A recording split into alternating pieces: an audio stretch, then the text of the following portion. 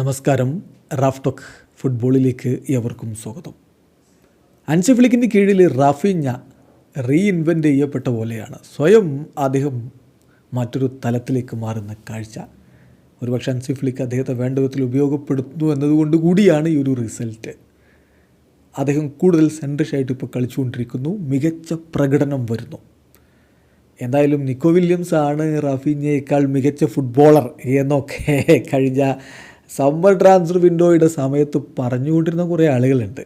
അവർക്കൊക്കെ ഇനി പറഞ്ഞ വാക്കുകൾ സ്വയം വിഴുങ്ങാം എന്ന് മാത്രമേ ഇപ്പോൾ പറയാൻ കഴിയുകയുള്ളൂ. മാത്രമല്ല, സൗദി അറേബ്യയിൽ നിന്ന് വലിയ ഓഫർ റാഫീഞ്ഞയ്ക്കുണ്ടായിരുന്നു. ആ വാർത്തകൾ ഇപ്പോൾ പുറത്തു വരുന്നുണ്ടല്ലോ. കഴിഞ്ഞ സമ്മറിൽ 2 തവണയാണ് അദ്ദേഹത്തെ സമീപിച്ചത്. പക്ഷേ അദ്ദേഹം അത് നോ പറഞ്ഞു. ബാഴ്സയിൽ തന്നെ തുടരാൻ തീരുമാനിച്ചു. ബാഴ്സയിൽ മികച്ച പ്രകടനം നടത്തി ബാഴ്സയുടെ ചരിത്രത്തിൽ തൻ്റെ പേരെഴുതി ചേർക്കാൻ അദ്ദേഹം ഡിറ്റർമൈൻഡാണ്.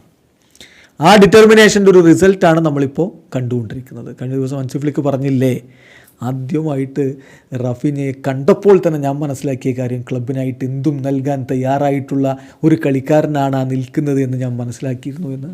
ഇപ്പോൾ നോക്കുക, റയൽ മാഡ്രിഡിൻ്റെ മുന്നേറ്റ നിരയിലെ താരങ്ങൾ Kylian Mbappe, Vini Junior, Rodrigo,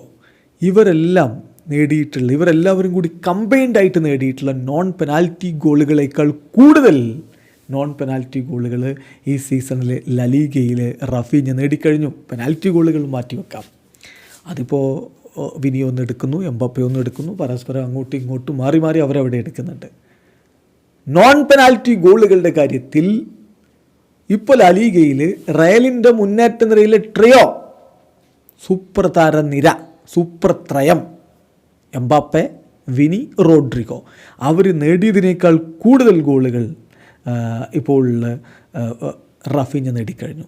4 non penalty ഗോളുകളാണ് റയലിൻ്റെ മുന്നേറ്റ നിരയിലെ ട്രയോ കമ്പൈൻഡായിട്ട് നേടിയിട്ടുള്ളതെങ്കിൽ 5 നോൺ പെനാൽറ്റി ഗോളുകൾ റാഫീഞ്ഞ നേടിക്കഴിഞ്ഞു. സോ റാഫീഞ്ഞ മിന്നും ഫോമിൽ കളിച്ചുകൊണ്ടിരിക്കുന്നു. ഇനി മറ്റൊരു കാര്യം കൂടി, റയലിൻ്റെ ട്രയോ ആണോ ബാഴ്സയുടെ ട്രയോ ആണോ ഏറ്റവും മാരക പ്രഹരശേഷിയുള്ളത് എന്നുള്ളൊരു ചർച്ച വരുമ്പോൾ നോക്കുക, ബാഴ്സയുടെ ട്രയോ എന്ന് പറയുന്നത് ഇപ്പം ലെവൻഡോസ്കി 8 ഗോൾ കോൺട്രിബ്യൂഷൻസാണ് അദ്ദേഹത്തിൻ്റെ ഭാഗത്ത് നിന്ന് ലാലിഗയിൽ ഈ സീസണിൽ വന്നത്.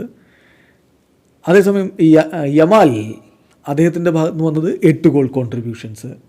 റാഫീഞ്ഞയുടെ ഭാഗത്ത് നിന്ന് വന്നത് 7 ഗോൾ കോൺട്രിബ്യൂഷൻസ്. ലാലിഗയിൽ ഈ മൂവർ സംഘത്തേക്കാൾ കൂടുതൽ ഗോൾ കോൺട്രിബ്യൂഷൻസ് ഉള്ള മറ്റൊരു താരവുമില്ല.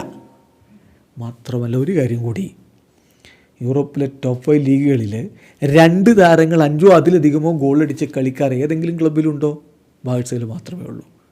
ലെവൻഡോസ്കി 6 ഗോളുകൾ, റാഫീഞ്ഞ 5 ഗോളുകൾ. സോ ബാഴ്സലോണ ഇത്തവണ ചിലതൊക്കെ ഉറപ്പിച്ച് തന്നെയാണ് കളിച്ചുകൊണ്ടിരിക്കുന്നത്. റാഫീഞ്ഞ മുന്നിൽ നിന്ന് നയിക്കാൻ റെഡിയുമാണ്. വീഡിയോ അവസാനിക്കുന്നു. ഫുട്ബോൾ ലോകത്ത് കൂടുതൽ വിശേഷങ്ങളുമായി റാഫ് ടോക്സ് കൊണ്ടുവെത്താം.